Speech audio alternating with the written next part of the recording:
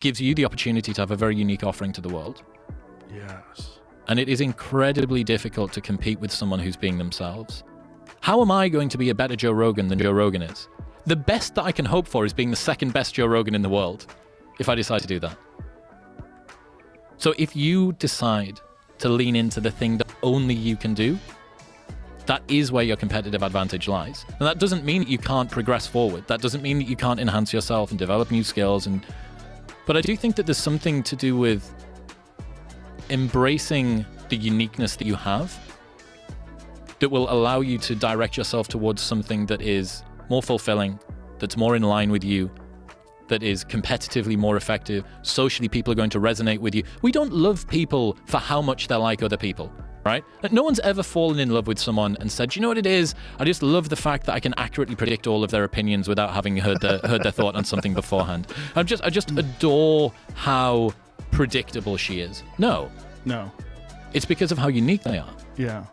The same thing goes for competitiveness in a job market. Like, we want people who have unique skills that cannot be matched by anybody else. And then if you think, well, I want 7.8 billion people on the planet all being the very best version of themselves. What is it that only you can do and you can bring? Because I've got people that can already do what they're doing. If you try and do what they're doing, then what's it like? They've already got that. Do the thing that only you can do. The thing is, what you're saying by leaning into yourself and saying, what is it about you that is unique that only you can offer the world?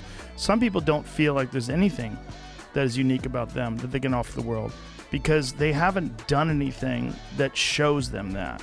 And one of the things about difficult pursuits, whether it's with Salvador Dali, it's art, whether with me, it's probably martial arts and some other things and stand-up comedy and podcasting, and through doing difficult things, they establish your human potential. And by going through these things, you gain more confidence and more of an understanding of your thought process and where you err and where you do well and what lessons that you can take from that and be a little bit better next time.